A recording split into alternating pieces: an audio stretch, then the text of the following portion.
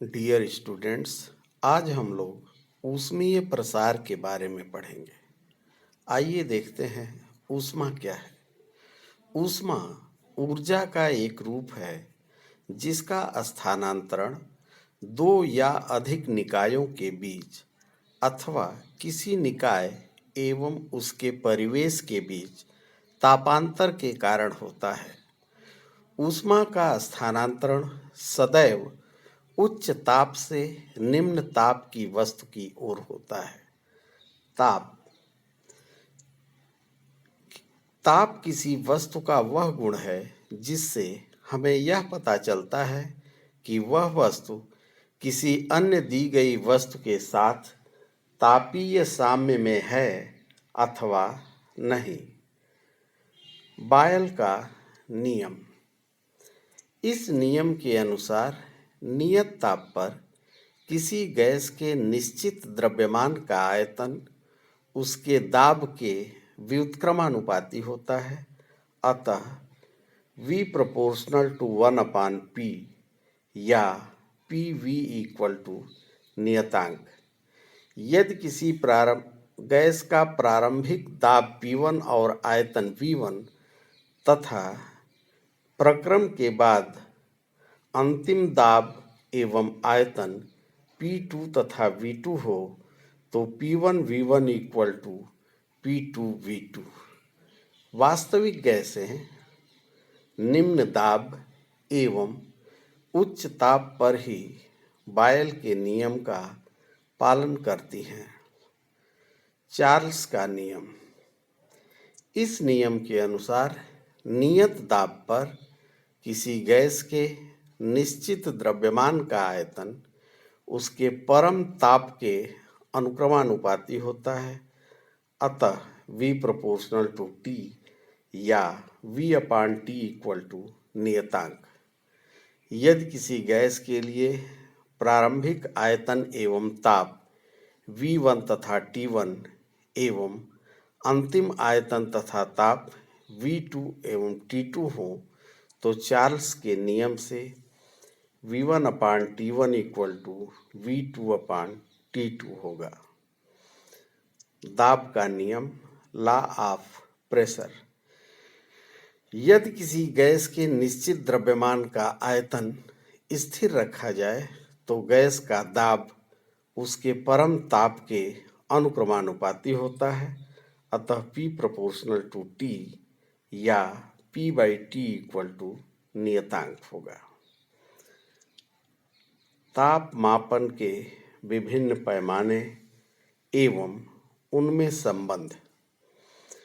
जल के हिमांक एवं भाप बिंदु अर्थात क्वथनांक को अलग अलग आंकिक मान दिए जाने के आधार पर ताप मापन के विभिन्न पैमाने बनाए गए हैं।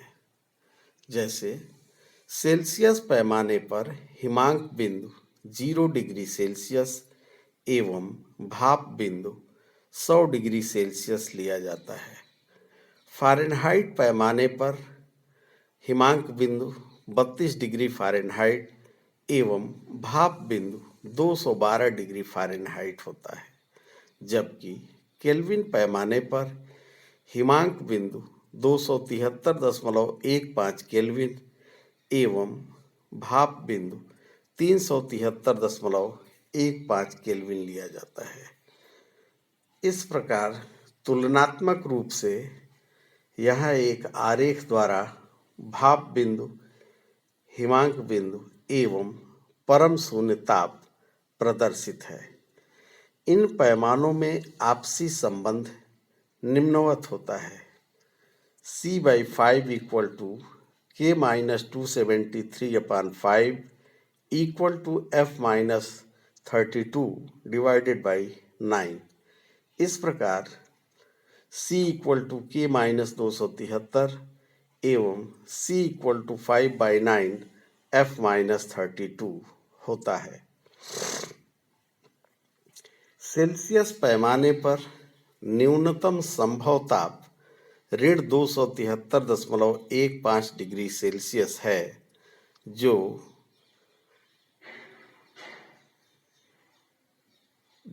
सेल्सियस केल्विन पैमाने पर 0 केल्विन के तुल्य होता है। यही न्यूनतम संभव ताप है। अतः स्पष्ट है कि परम ताप पैमाने पर ऋणात्मक ताप संभव नहीं है। इसलिए 0 केल्विन को परम शून्य या एब्सोल्यूट जीरो टेम्परेचर कहते हैं। ऊष्मीय प्रसार, थर्मल एक्सपेंशन। प्रायः सभी पदार्थ गर्म किए जाने पर फैलते हैं एवं ठंडा किए जाने पर सिकुड़ते हैं। इसे पदार्थ का ऊष्मीय प्रसार कहते हैं। ठोसों का ऊष्मीय प्रसार। चूंकि ठोसों का निश्चित आयतन एवं आकार होता है, अतः गर्म किए जाने पर उनकी लंबाई, क्षेत्रफल एवं आयतन तीनों बढ़ जाते हैं। इस आधार पर ठोसों में 3 प्रकार के प्रसार गुणांक होते हैं। पहला, रेखीय अथवा अनुदैर्ध्य प्रसार गुणांक, कोफिशिएंट ऑफ लीनियर एक्सपेंशन।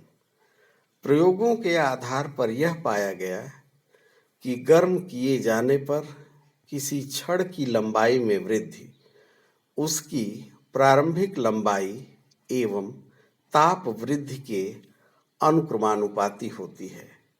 यदि छड़ की प्रारंभिक लंबाई कैपिटल L तथा ताप में वृद्धि डेल्टा T करने पर उसकी लंबाई में वृद्धि डेल्टा L हो, तो delta L proportional to L delta T होगा, या delta L equal to alpha L delta T। यहाँ अल्फा को छड़ का रेखीय प्रसार गुणांक कहते हैं। इसका मात्रक प्रति डिग्री सेल्सियस होता है।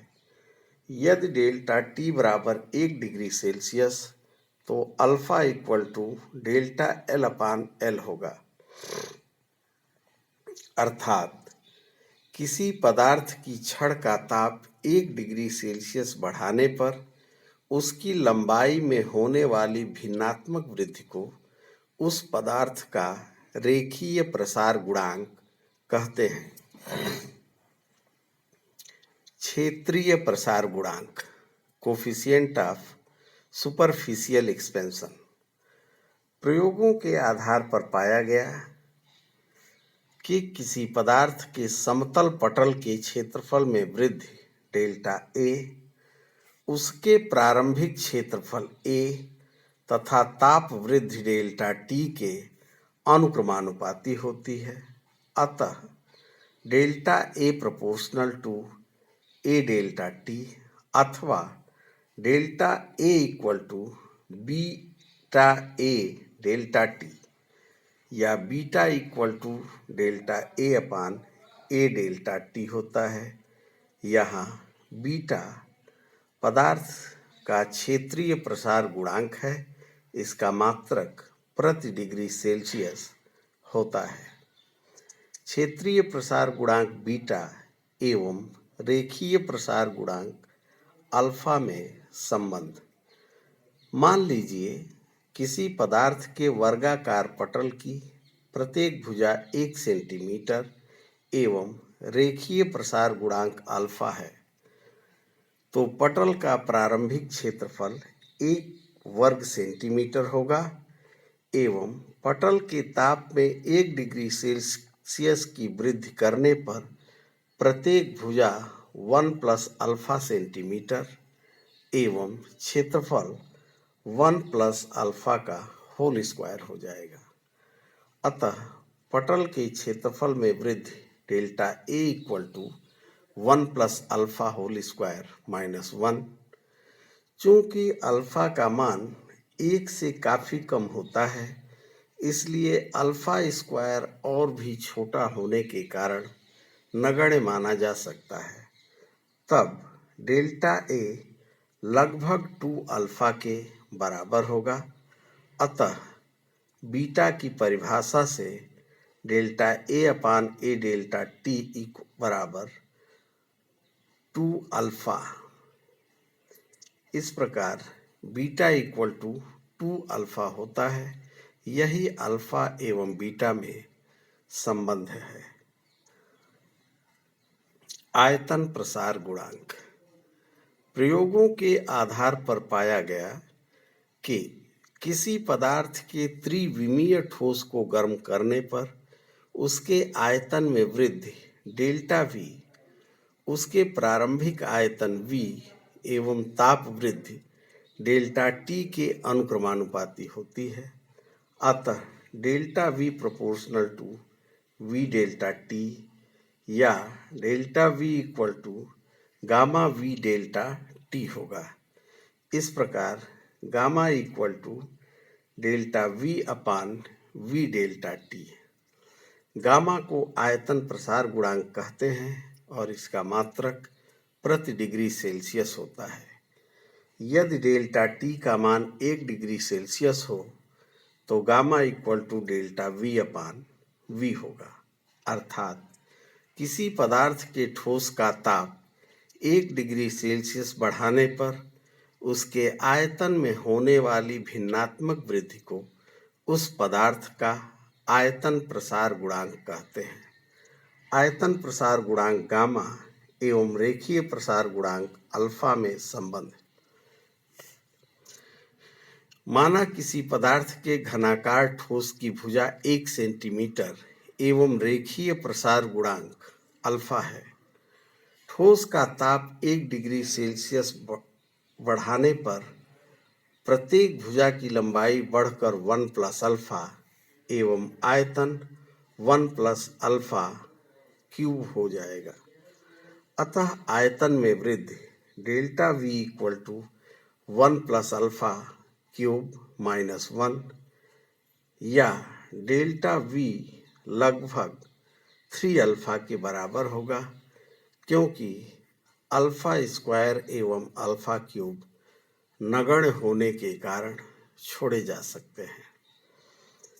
इस प्रकार गामा इक्वल टू 3 अल्फा अर्थात किसी पदार्थ का आयतन प्रसार गुणांक उसके रेखीय प्रसार गुणांक का 3 गुना होता है। रेखीय, क्षेत्रीय तथा आयतन प्रसार गुणांक में संबंध। चूंकि क्षेत्रीय प्रसार गुणांक बीटा इक्वल टू 2 अल्फा एवं आयतन प्रसार गुणांक गामा इक्वल टू 3 अल्फा होता है, अतः alpha is to beta is to gamma is such that 1:2:3 अर्थात अल्फा, बीटा एवं गामा क्रमशः 1, 2 और 3 के अनुपात में होते हैं। यही अल्फा, बीटा, गामा के बीच संबंध है। बच्चों, आज के लिए बस इतना ही। धन्यवाद।